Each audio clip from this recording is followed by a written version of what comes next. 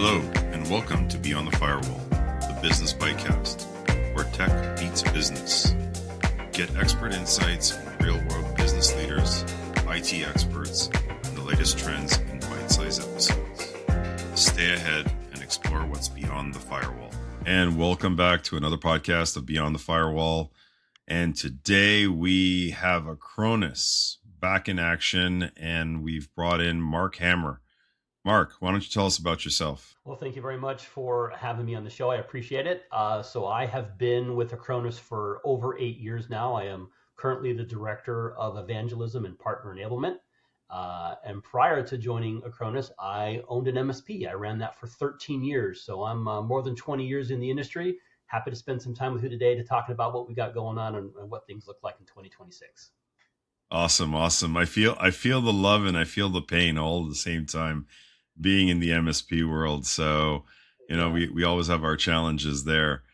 So Acronis has evolved. It's beyond just a backup company. And I think a lot of companies today out there hear the word Acronis, they think it's just a backup company. What's it evolved into today? Sure. So if you don't mind, I can tell a little bit of story about kind of where this came from and how it came about. So imagine being the backup company and you're in the mid 2010s, you're in the 20 teens, and customers are getting hit by ransomware and other, malicious activities. And they call us because they want their backups. They need to get them recovered. Well, if my backup is encrypted or if my backup is missing, that makes recovery, impossible, if not extremely difficult. And so just out of necessity, we began in like 2014 and 2015, we started working on this problem of creating a solution to help our backups stop getting encrypted. And so we came out with active protection about 10 years ago now, and it's just continued to evolve from that. And so we're still the trusted hallmark heritage brand of backup. We're still really good at that. We do it very well for many platforms, more than 25 different operating systems and workloads we have backup and disaster recovery for. But it's evolved into EDR, XDR, MDR, email security, DLP, posture management, Microsoft 365, this and that. And I'm happy to talk about, that. And it's a continuing evolution today with AI. In 2026, you can't go anywhere on the news, on the internet, on your phone without seeing AI this or chatbot this or Copilot that. Obviously, Acronis is doing that as well. And so we've been on the AI bandwagon. In fact, that initial active protection I talked to you about, that was a machine learning based algorithm or an artificial intelligence based platform that we started using 8, 9, 10 years ago to stop ransomware based off of behavior, or heuristics is what us geeks call that. And so we've been using AI, we've been using security for 10 years now, and we're only going to continue to make it part of what we do. We're just going to announce it more proudly and front and center on our website and our materials and on our trainings. That's amazing. It's such an evolution. I've been saying this for years where, if you're not evolving, you're dying. And a lot of businesses out there sort of sit on their laurels, and their core products or their core services, and they think that's it. And in IT, you have a 24-month lifespan at best without evolving. Yeah. And that might be, old data. Generous. I don't think you can I don't think a shelf life on anything is 2 years now. Yeah, you know what I mean? Like, I agree with you. Like 2 years old technology, like antivirus is obsolete 2 years old. Even firewalls. I love it when people say, well, I bought my firewall 3 years ago. Yeah, it's obsolete technology. Never updated the definitions. Well, even if you did, the actual algorithm and the processor now, the way AI is impacting your security, the processor and the way it can handle the number of transactions, the new firewalls, I think, are doing 10x of what they were doing 3 years ago. That's crazy. So, it's not even in comparison anymore. It's like running a 10 horsepower car versus a 100 horsepower car. Which one's going to go up the road? The 100 horsepower, not the 10 horsepower. So, you literally can't run that anymore. And I agree with you. It's an incredible evolution. So, I've been sort of mulling around and trying to see, last year the big buzz was AI. It's like everybody's got to get on AI and stuff like that. And then, at the tail end of the 2025, there was a bit of a conversation about AI trying to hack AI. And so AI security versus AI hackers, there is that aspect of it. I would love to know sort of, what's your take on how we're going to protect ourselves, Sure. resilient wise, defensive, positioning? What does Acronis see as a position? What do you see as a position on how we're going to be able to Yeah, re-strategize? so this is obviously a very relevant, very current, very liquid situation. Yeah, The bad guys are evolving and getting faster and sneaky and using AI and everything that they do. And so for those of us that are trying to wear the white hats, we have to try to stay one step ahead of them. But then there's a risk. Can you become too dependent upon it? And all of a sudden, then you have AI attacking AI, and where do the humans fall in that? And so there is kind of a maturation model, and we're kind of in the growth curve and in the middle of it, just along with everybody else.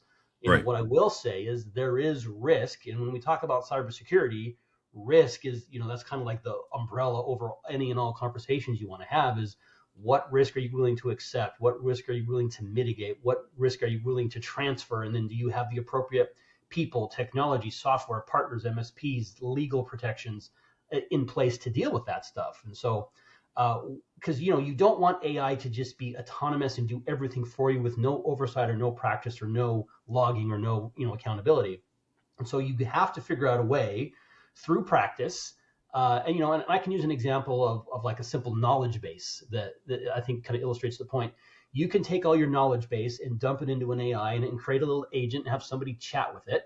And it can give you back responses, but it's going to hallucinate, or it's going to give you the wrong response, or the answer from 3 years ago, but we updated it 6 months ago. You pulled from the wrong KB, or I didn't know we had duplicate KB articles, and now it's not working. And so you still need humans to check it and verify it and do those, make sure that it's maturing and growing in the right way. And then just like a child with a driver's license, once it gets to a certain point, once you train it, once you verify that it is working, and you give it left hand, right hand limits, and a speed limit, and here's where you start, here's where you stop, you can then start to trust it to be more autonomous, and you don't necessarily babysit as often or have as direct impact on it. And it's a cybersecurity front, you kind of got to do the same thing. Like if you're using a SIEM or a source system to aggregate your logs, and you're trying to integrate that with an XDR system, how does that, where do you trust the AI versus let it act on its own? If it detects a threat, do you just jump in head first and you lock down the port, lock down the user, do the restore? Well, maybe you want to verify it, because false positives are still very much a thing. hmm And so you kind of have to prove it or test it. And it's going to be different for every organization. It's going to be different whether I'm talking about an edge piece of hardware, or, like an XDR service or an MDR, monitoring solution that you have. But don't just trust it implicitly. But at the same time, you can't just ignore it and wait for somebody else to figure it out. You need to be down in the trenches, actively figuring out where does it fit, how does it fit, is it can I trust it to act on my behalf wholeheartedly? Obviously you're never going to give it root credentials or admin credentials to just do wholesale changes, but right. how do you segment out those responsibilities? How do you segment out what it can and what you're comfortable with? Where do you have people that are still strong and they're still going to do it? How can you supplement that with technology, with AI, with an MSP, maybe an outsourced solution? And so all of that is a very complicated tapestry we're trying to weave right now. And it's no wonder that people are having a hard time staying up to speed. I find it difficult to stay on top of everything myself. Yeah, and it's an interesting balance too, because when you look at it, companies now are trying to squeeze more out of their IT department. The second challenge is around finding the correct skill set. And Yep. then on top of that, technology is providing so much more capability than it did before. So now, how do you marry the balance between having, for the mid-sized companies, having an inside resource, using and leveraging an IT company, an outsourced IT firm, and then relying on your software vendor to give you the so-called the tools necessary to get the job done? I'm finding more and more businesses are having a challenge to deal with that. And then on the flip Yep. side, small businesses seem to be 100% reliant on vendors like yourself to come up with the silver bullet. And how do you sort of address some of those challenges when you're like, okay, Acronis does, like if you go on website, like you've got from like one seat or three seats or five seats all the way to like, Fortune 5000s that are buying your product. How Yeah. do you kind of like build that, call it solution that's so broad that can still meet the needs of those different industries? Yeah, look, we all would love to have a single solution for all of our problems at all levels and all sizes and scales and scopes. That's just, you can't be all things to all people. But at Sure. Acronis, we think we can be a lot of things to a lot of people, especially in that MSP space. And most MSPs, managed service providers, they tend to address the small and medium sized market. It doesn't mean that there aren't niche players that have really, great integration with a big vertical and a Fortune 5,000 company. We certainly have those big deals, but the lion's share of our customers are coming to us for a comprehensive cyber protection solution. The day of point solutions where I buy my AV here, I buy my firewall there, I buy my backup here, I buy my DR here, I outsource my MDR service there, and I have my email security from over here, and I'm using this vendor and that, I'm using Pax8, I'm using Ingram, I'm using Climb, I'm using SureWeb, I'm using fill in the blank. That eventually that it's like a Jenga tower, and it just, you keep adding on bricks, and it's eventually going to fall over. And so, how do you consolidate that stack and have comprehensive, protection that's still going to give me what I need, and provide me with the cybersecurity and the business resiliency that I need, but without complicating my operations. I don't. If I'm an MSP with 5 people, I don't have an EDR specialist. I don't have an XDR specialist. I don't have a backup specialist. I don't have all my people. They have to be all things to all my customers at all the times. And Right. so it's difficult for me to have subject matter expertise on every single area of like the NIST framework or a cybersecurity conversation. And so having a vendor like Acronis, where we claim and we purport and we believe that we have a solution that allows you to focus on the business side of things, the relationship side of things, let us handle the technology. And when something does go wrong, it doesn't matter if it's your email security, your backup, your disaster recovery, your DLP, your MDR, your XDR, your AI agent, protection. You have one single throat to choke. You have a single phone call to make, a single support solution, partner portal you can log into. I think there's value in simplifying your operations, and going to market with a single console that has all of the features you're looking for that meet the modern definition of what cyber protection is. Whereas, 15 years ago, like when I was running my shop, I had 11 different vendors that I dealt with. Every one of them had their own salesperson talking to me. I was invited to all the quarterly updates from the CEO. I got to go to the yearly conference. I needed to take their certifications. I had separate, agents I had to install. And heaven forbid somebody on my team would leave, then I have to change all the passwords and logins because, you can't have that sort of security risk. Correct. So I think there's simplification through unification, from an operation standpoint, and it actually reduces the risk, doesn't increase the risk when you do that, especially in the MSP space. We're not talking about Microsoft or Google that have 30,000 people on their IT staff. Yes, when I'm Microsoft, I have a dedicated security team, a dedicated network team, a dedicated hardware team, a dedicated, and maybe multiple with geographic redundancies. Correct. I'm a 5-person MSP. I don't do that. I don't have time for that. I don't have the scale or the scope of that practice. So we try to make a solution. We just try to build a better mousetrap, trying to make it all together and have it be functional and real and really good, but like best of breed technology on what we're doing. Like we're not really going to claim we're the best of the best of the best in every single thing, every single point solution out there. But when you cumulatively take what we have and put it onto the scale with a single agent and a single console, we think it's not just us tooting our own horn. It just makes more, it simplifies. It's so easy. I don't know about you, but I need more easy and more simple in my life, especially these days. Well, yeah, I think you made a point. I think that we're going full circle again. Like if you asked me 7 years ago or 6 years ago about how we decided on what partnership to work with, we had to fragment our solution out there because EDR was a brand new thing. Forget Yeah, MDR, didn't even exist. yeah, MDR, XDR also didn't exist. And so, like, one of the first players out there that had an official EDR, I think 8 to 10 years ago, was Cylance, which was acquired by Blackberry. That yep. was the first true EDR platform in the world.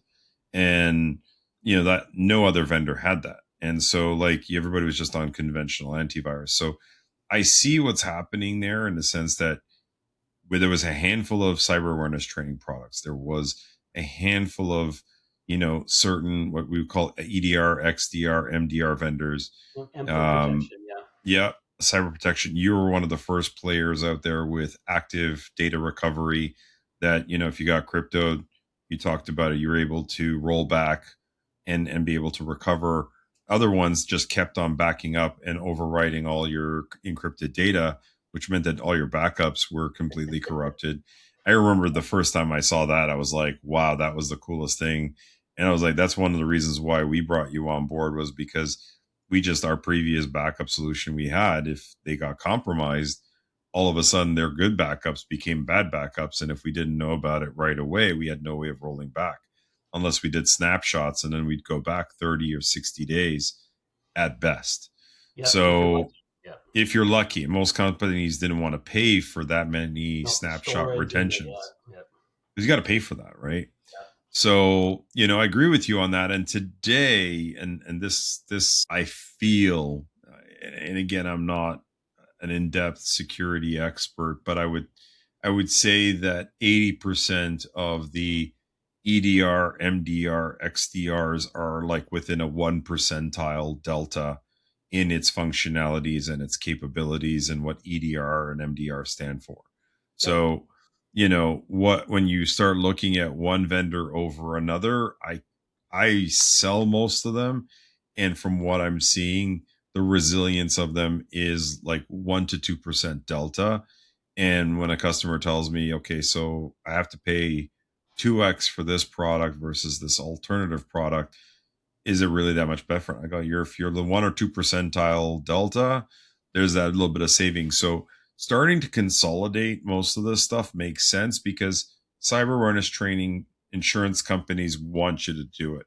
Oh If yeah. it's the best cybersecurity training product, or the average cybersecurity product, it's, I want to say, virtually no difference. The insurance companies don't differentiate one vendor over another. They just want to know you do it. Yeah. And it's kind of like graduating from elementary school kind of thing. Did you do the test? Yes, Yeah. we checked the box. It's not like, oh, we passed the best cyber awareness training program. And so having the entire stack, to me, and this has been our strategy for the last year or so with a lot of our clients, is try to buy everything. It may not need to be the best of breed of everything, but get everything, because that gives you better protection than just picking the best antivirus or the best backup strategy, because then you're only playing defense, and you're relying all your eggs in that one basket. Whereas if you take the middle of the road, if you can afford the best of the road, great. But if you're even doing an average platform that's going to give you everything and get the whole holistic ecosystem, you're farther further and more robust than doing it in piecemeal. So yeah, I agree with you in a lot of those different sectors and comments, because it is about a holistic approach today, until something new comes out, and Well, and, and and that's I going to would be a new one. say, like when I had my business, I Yep. wasn't really concerned about like an XDR or an MDR thing. I mean, I was, or even a full on disaster recovery model. I knew what those things were, but my customers weren't asking me for it. They weren't demanding me for it. This whole concept of cyber insurance, and it was around. I had cyber insurance, but back in the day, if I remember correctly, my premium was only like $2,400 a year. Correct. That's You can't even touch that today. I mean, most of the MSPs I've talked to, their premiums are 20,000, 30,000, or more, depending upon the size and scope of their practice. And like you Yes. said, when you fill out those forms for cyber insurance, they want to know what is your security awareness training, what is your posture management, what is your incident response planning, do you have an MDR solution, do you have an EDR solution? They're asking for all of the things that used to be separate point solutions, used to be niche markets. Now they're homogenized, and it's generally expected, and you can't even get a cyber insurance policy if you don't have all of these tools in place. Yes, agreed. And we haven't even gotten to where the industry is going to go, and businesses in general. Like, I know in the US and in Europe the rules are changing more rapidly, but we haven't even gotten into compliance. And I Yeah. think a lot of businesses have, you know, not even started to look at what, like, an ISO 20,000, is it 29 27,000 or 9,000. 27,001? Yeah, that's right. Not the 29, 27,001. Like, you've got that one, which is a framework. You've got, in Canada, we got this thing called Cybersecure Canada. NIST and SOC and all that type of stuff. And in the US, you got your HIPAA.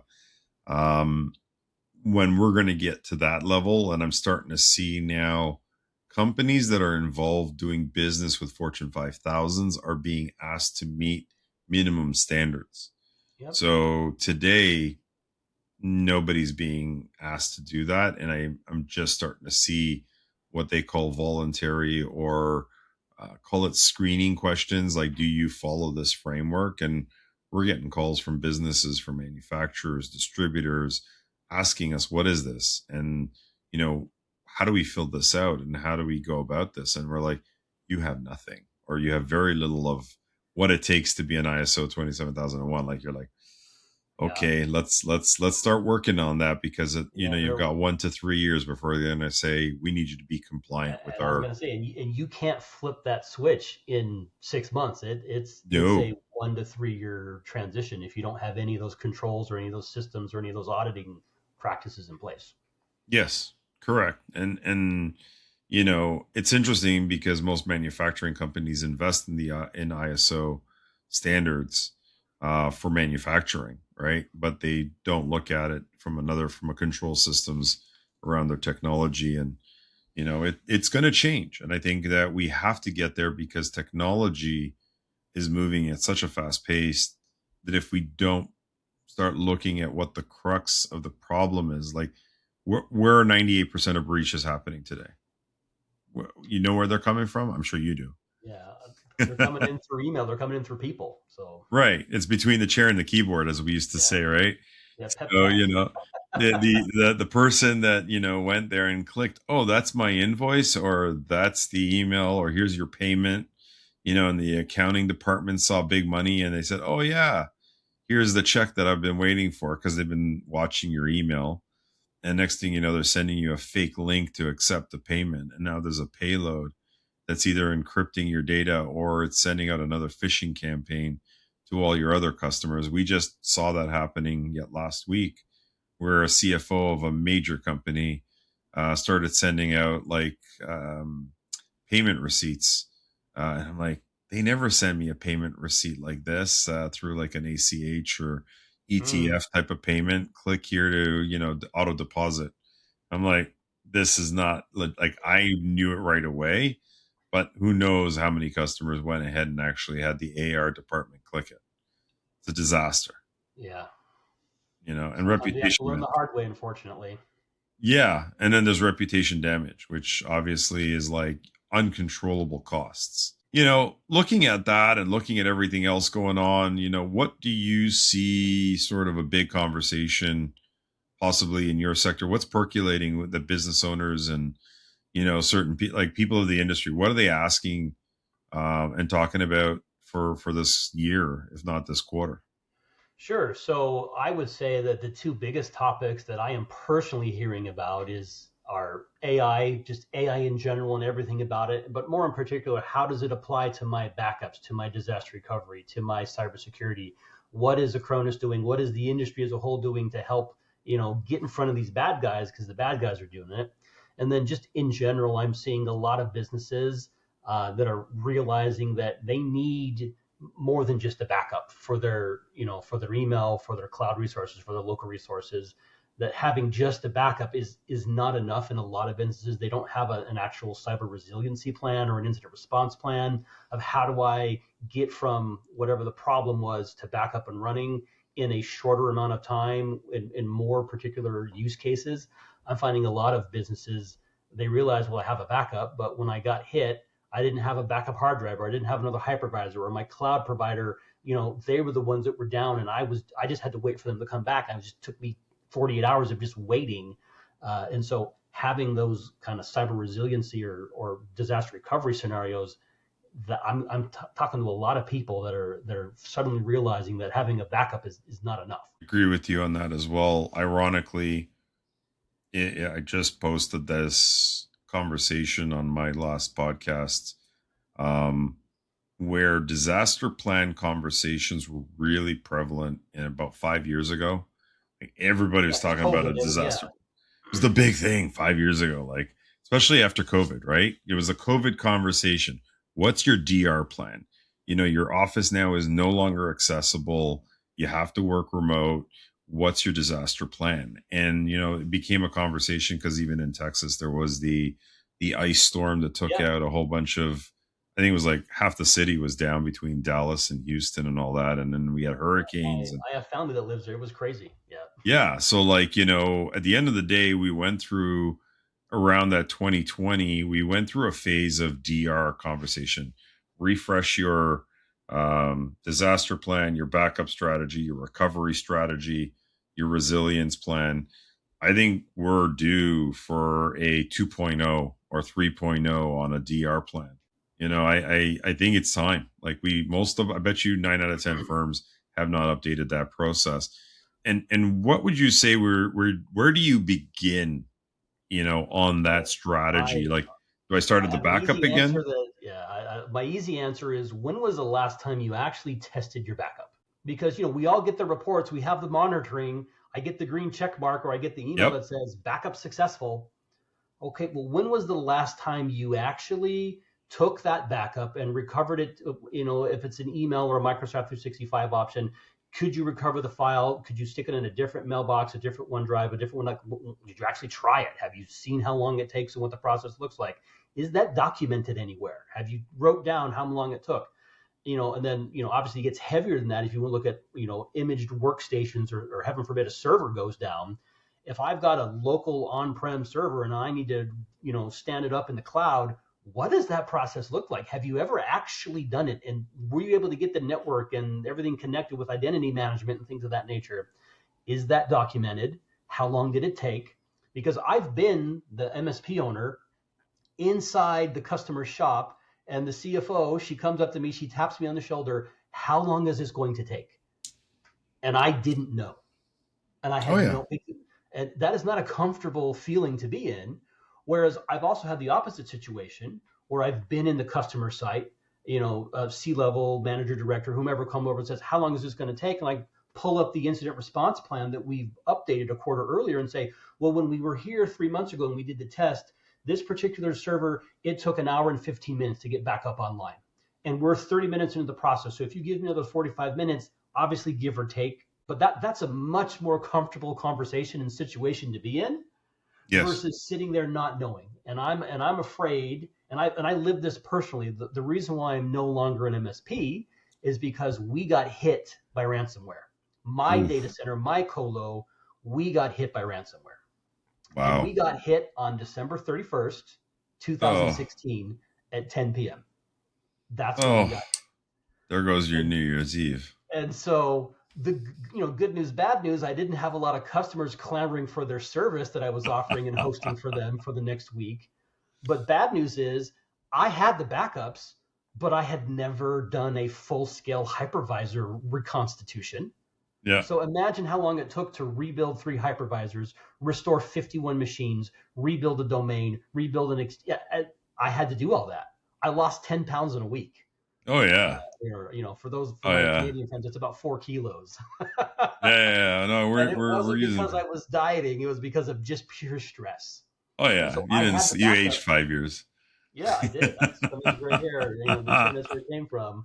And so the number one, this is, and I'm passionate about this because it affected me. And look, that incident didn't put me out of business immediately, but the reputation damage, not just with customers and vendors, but with my own employees, Oh yeah. it just unwound. And 6 months later, we were out of business.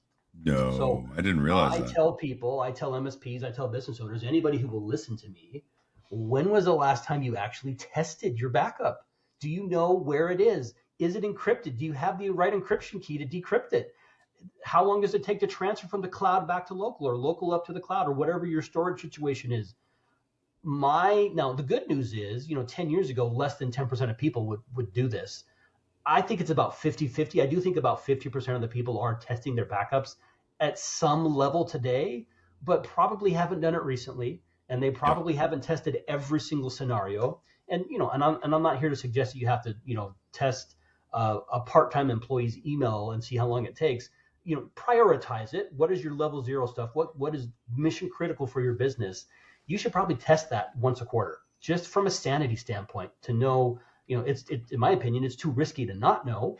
And then that way, when something happens, instead of you being blitz face panicked and reactive and not knowing and flustered, you've got a documented plan where it's all written out and spelled out. Still no guarantees it's going to follow the same script that it did when you tested it, but it's a heck of a lot better to have a roadmap and a general idea of what's happening than to be, just flying by the seat of your pants. I've been in both scenarios. I'd much rather have the roadmap. Agreed. And I think there's another disconnect that a lot of companies don't factor in, because there are products out there that are backup, right? And that's all they are, is they're a backup, and they're not a DR product. Yeah. And so when we look at, the different solutions out there today, we've had situations where clients are using your product or other products that are strictly backup. And they're like, well, I thought in 10 minutes I can spin it up. I go, yeah, there is a disaster high available solution. And I sell the Acronis, for example, virtual spin, and we can put it on Azure, AWS, one of the data centers that you guys have to offer across North America. And yes, if in the event that, the network goes down, the server blows up, the fiber line to the office gets cut, and everybody has to start working remotely and whatever not, I can spin it up to a cloud service that's on standby. Yeah. But that's not the same price as buying, let's call it a very low cost $5 a month unlimited storage backup solution, that's out there that people use for their personal photos or, their personal Word documents. And Yep. there's a lot of businesses out there using those type of, call it file level granular backup solution providers. And they're cheap, they're cheerful, but it's not a disaster plan. It is just a backup of your raw data. And there's a disconnect on what that looks like. So yeah, I agree with you. You need to update the plan, you need to test the plan, you need to go through it, verify it, and then, as you mentioned, prioritize it. So what's the mission critical? What can we look at as a, call it 24, 48 hour or 5 business day? Because, if that's not acceptable, then maybe you need to upgrade the product that is going to give you that 1 day, 1 hour. There is even options for like full fault tolerant options, but you got to be Yeah. High spending some big bucks availability. for that. But to me, this is where the MSP comes in, because very unlikely that the business you serve is having these conversations intrinsically amongst themselves. The MSP brings value to this space, to these businesses with these conversations, letting them know, here's something that you don't think about, that you don't talk about, that you really should, and I'm going to help you through it. And it's a value out of the MSP. It's a great service that you can charge for, and it makes you more than just a vendor who has you're not just the IT guy. You're a strategic partner at that point, because you're caring about that business staying in business instead of disappearing.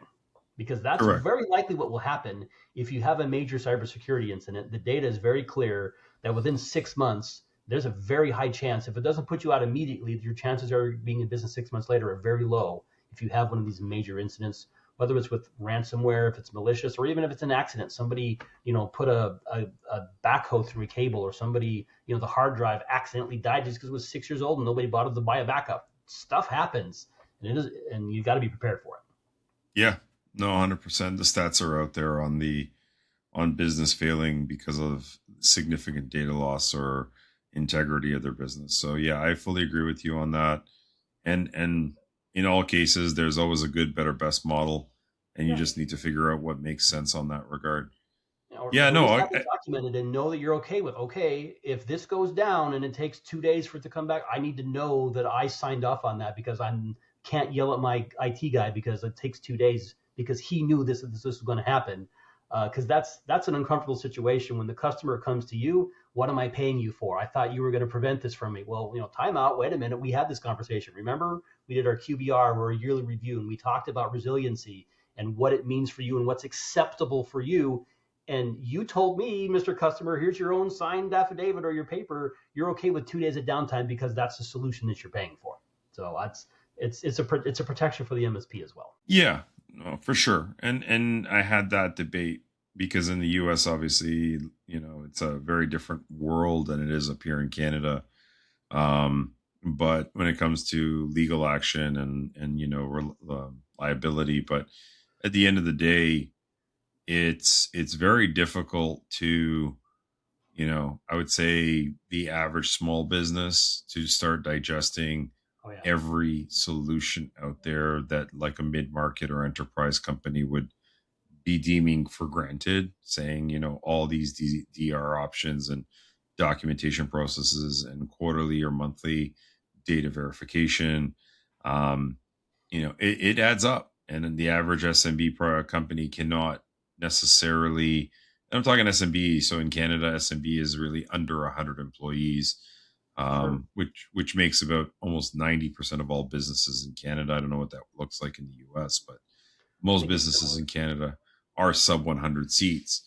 And, you need to really be able to take on what you can chew and be able to digest the budget, but at the same time, the time commitment, the effort, the resources, because it's not always 100% on the IT department. I know that we did quarterly disaster testing for an engineering client of ours, and they were mandated by their client that Sure. was, a larger enterprise that needed them to make sure that they were resilient. And it was tough. Like we had to send the staff home for half a day.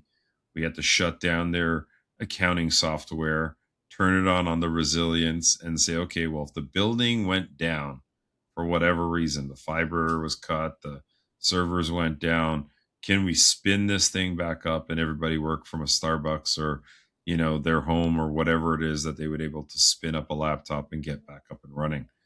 And it was scheduled downtime, Yeah. and it's kind of like a real time fire drill. So yeah, it's time and effort, not just from the vendor; it's from the whole company. Yeah. I So look at it from the cost of not doing it. I know people want to, and rightfully so, they look at the upfront costs of the time and the energy and the mental power and just the physical dollars. There is a cost associated with it, but there's also a cost and a risk of not doing it. And I think that's, and in today in 2026, it's the cost is not getting smaller. We can't be ignorant anymore to this because it is, bad guys don't go after just big companies. They go after everybody. They're without impunity. It's a tough world out there if you're not protected. yes, yes. So we talked about sort of the defense and the aspect of that. What do you see coming down the pipe from Acronis? What's the big wow factor for 2026 to the market? I know you guys have done a lot of amazing things. Yeah, You know, so we're going to continue to innovate. Like I mentioned, we started in the security space like 10 years ago because our customers were calling us and saying, my backup is encrypted or my backup is gone. How do I fix this? And so we have a long history and legacy and heritage of being innovative and listening to the customers and trying to get ahead of it and provide actual solutions to actual problems that people are having.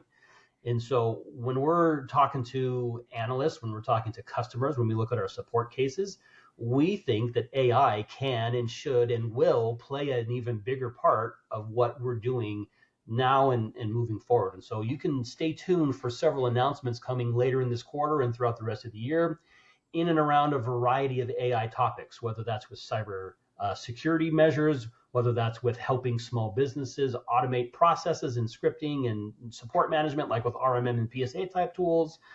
You can do things with remote desktop and with patching and vulnerability scanning and things of that nature. And so, we work for a software company. I'm a little hesitant to give dates because things are always shifting and moving around. But I can tell you that AI assisted and AI powered and AI backed cybersecurity, cyber protection, cyber resiliency, those are all things that we're working on. And just, I always like to talk about a little bit of clarification. When I talk about cybersecurity, I'm talking about what you're doing to prevent bad things from happening. When I talk about cyber resiliency, I'm saying, okay, the bad thing has happened. What are you going to do about it now? And so that's where I delineate. So if you get a ransomware attack, the moment of attack is when the cybersecurity, it got through that. Now the cyber resiliency comes in. How can I quickly get back up and running? What does it take? What does it cost? And that overarching, both of those combined is what we call cyber protection. It's like a holistic. It's like the entire NIST framework, not just recover, not just protect. We're trying to do everything. And so we believe, and we're already doing this already. We have like 22 different AI integrations or AI powered services already. we're going to continue to expand and make those, accessible to everybody, with everything I just mentioned, with the cybersecurity piece, with the cyber resiliency piece, and with business optimization and employee optimization. Because poor technicians at an MSP right now, they're getting tickets and emails and have to manage installs and recoveries all by themselves. And what if we could automate some of those tasks, or help prioritize them, or help do some additional work with AI, with more agentic type AI versus just ChatGPT is great to write an email, but there's so much more that AI can do. You're gonna start seeing those agents and those services come in the next 2 to 3 months from Acronis.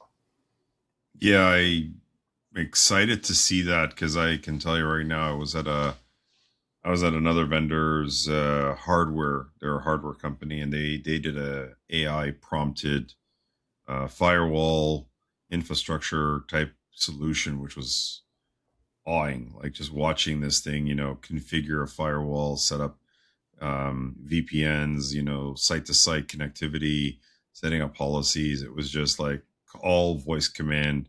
And then it prompted any time that you got to a point where you needed human Sure. intervention. And that was really cool, because now what would have taken a typical engineer, one of our guys, to do like a whole day's worth of work, could have been done in an hour. There's a cost to the subscription. There's a cost to this Sure. this convenience, but when you look at the time to respond, I think that's going to be really massive, because this will change the DR plan. This will change the response plan, because if we got to a point where, and again, I don't have any insights, so I'm not going to say anything that I have been given, because I've been given nothing here, just as a disclaimer.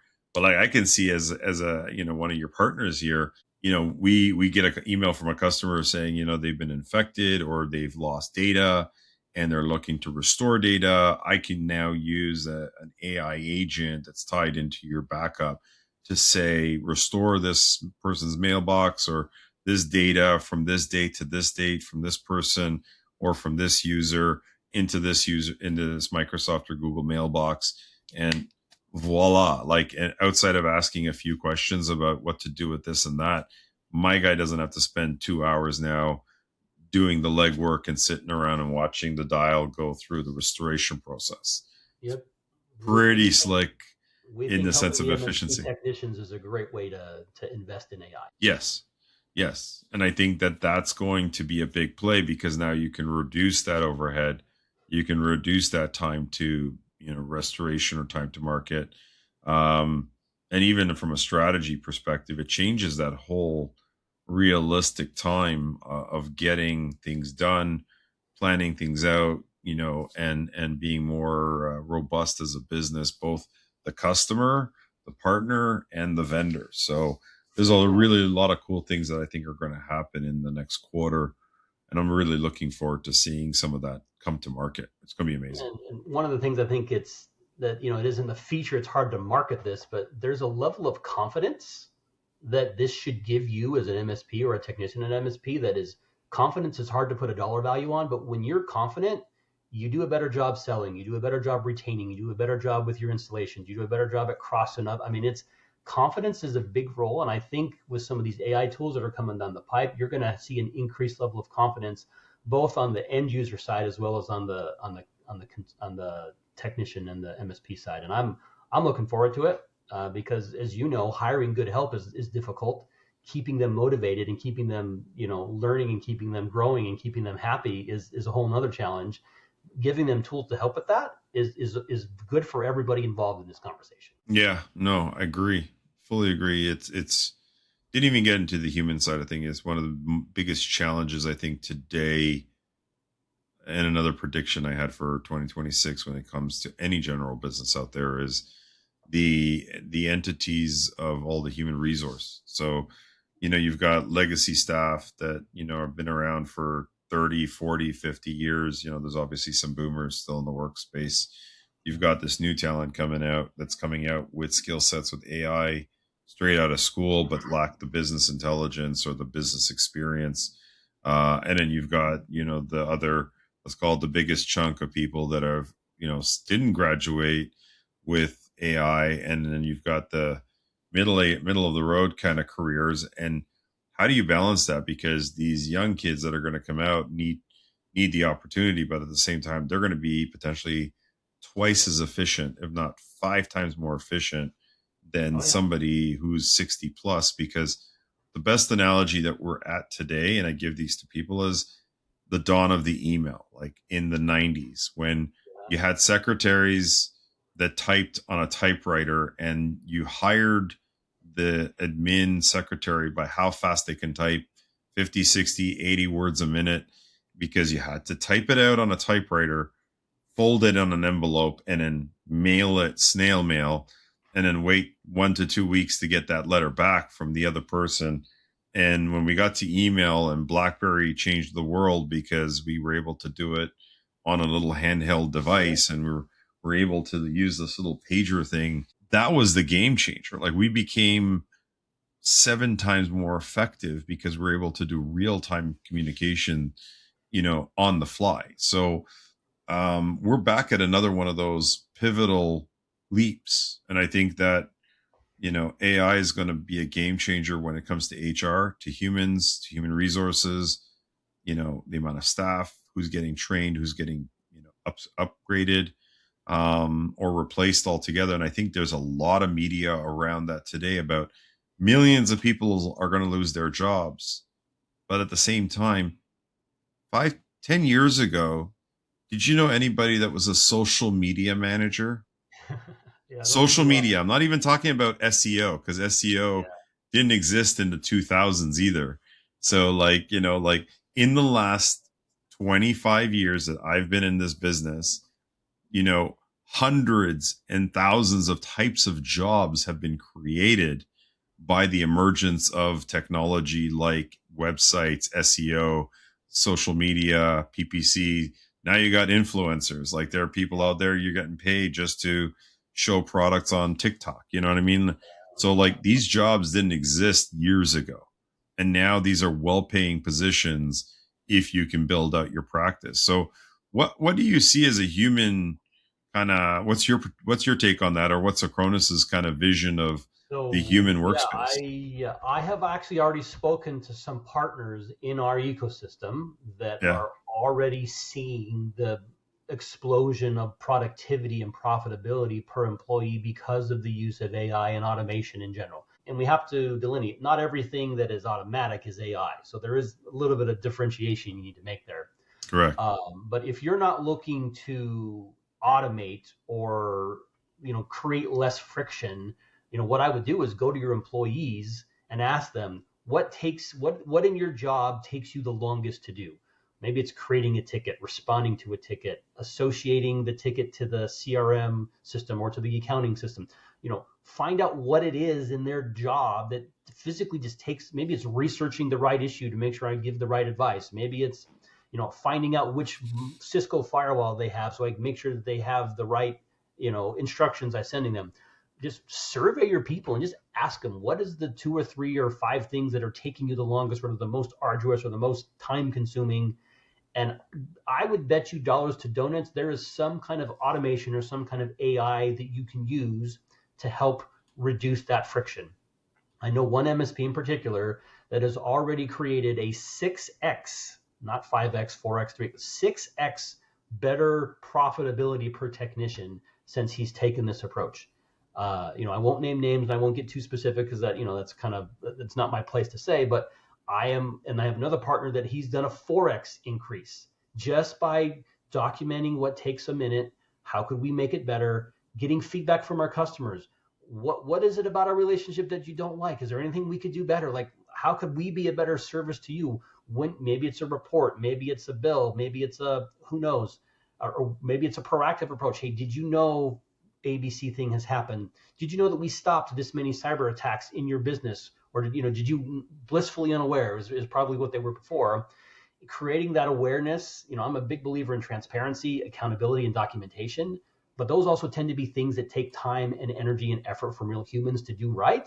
With automation and AI, you can get to new levels of productivity and new profitability in your business, which will increase confidence, increase stickiness, and maybe allow you to actually retire when you want to instead of just work until you're 70. So Well, that's how I see it, and I think that's happening now. Like that's not next year, that's not 2 years. It can be done today. It takes time, it takes energy, it takes learning, it takes making some mistakes and breaking some eggs along the way. But you're going to have a beautiful, tasty omelet at the end of it if you get there. I agree with you on that one as well. It's daunting, at the end of the day, we hear the successes, the failures.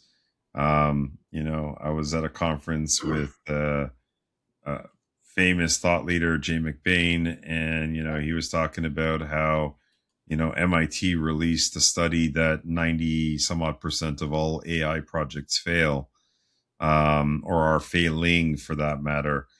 And so there's a definition around that, and understanding why it's failing. And if you drill into it, it's about taking more digestible bites, not trying to chew off, and saying we're going to replace an entire department.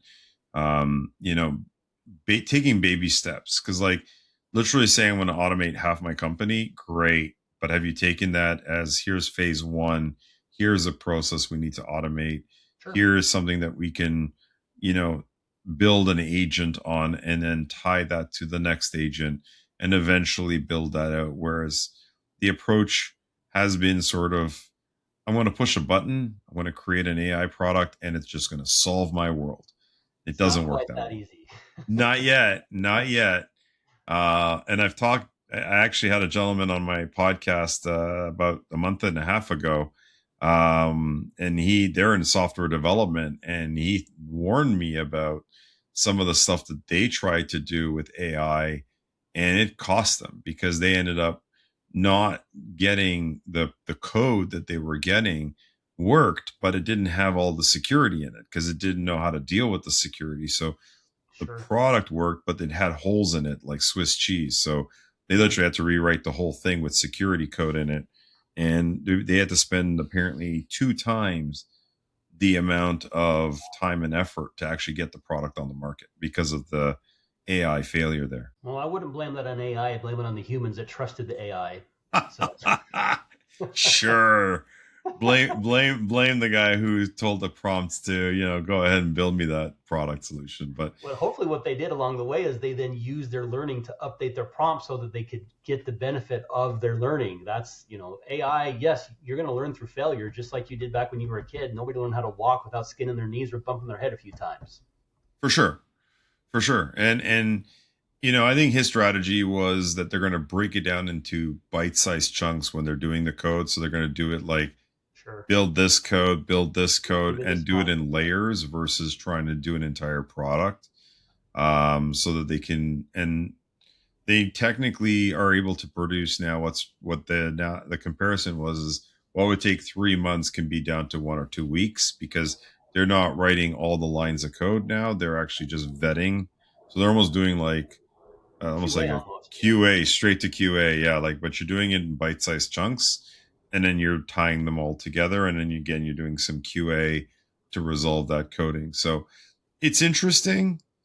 Definitely not, as turnkey as some people perceive it to be, Not but quite. it's only going to get better. Oh, yeah. I can tell you that at Acronis internally, we have been using AI for multiple years for multiple reasons, for multiple projects and multiple departments. I've used it myself in content creation. I mean, just think about localization. I create something in English, I can translate it into Japanese, Hindi, French, Italian, Portuguese, Spanish with one click of a button. Now, granted, that translation isn't perfect. It Yep. isn't in the local dialect and using, but I can train my AI agent to say, hey, like for example, in Spanish, if you, the literal translation of backup is copia de seguridad, but hardly anybody calls it that in real life. So I can say, we'll call it a respaldo instead. So I can update that. And the next time I need to translate that phrase, it's going to use the word respaldo. And so as I train my AI, it gets better and better and better and better. And I can tell you, after doing this for 2 years, what started out as maybe 60% accurate is probably now 97% accurate when I run it through the same process. So That's incredible. we've saved tons of time, and that's why a lot of our content you'll see is now in so many languages.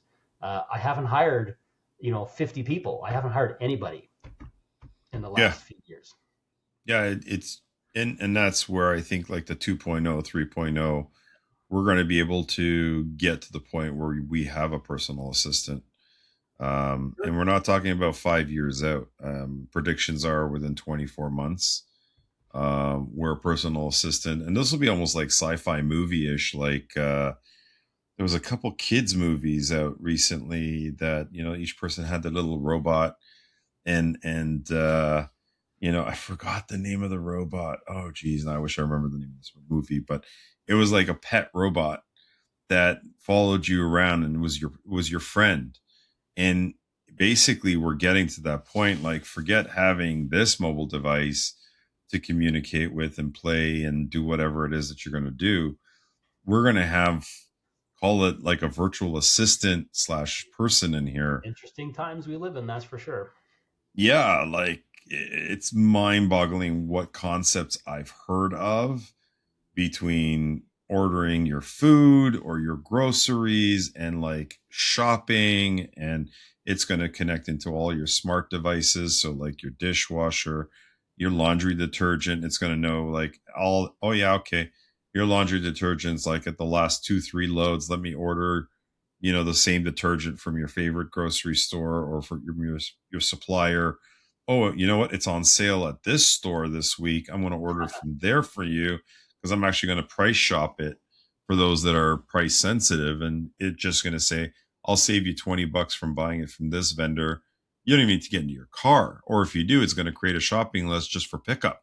Like it'll do like one of those, drive-by pickup grocery stores saying, your order is just ready to just drive up, go to pull into, Star terminal one 14. thing, and somebody's going to come and drop your groceries in your trunk. Like it's a little weird thinking about we're getting to the Jetsons, kind of thing. But what was sci-fi as a child, and Star Trek and all these like concepts and like crazy ideas like Surrogate the movie, and we can go on and on about all the crazy IT movies and sci-fi movies as a child. But like we are here now, we're not 20 years out.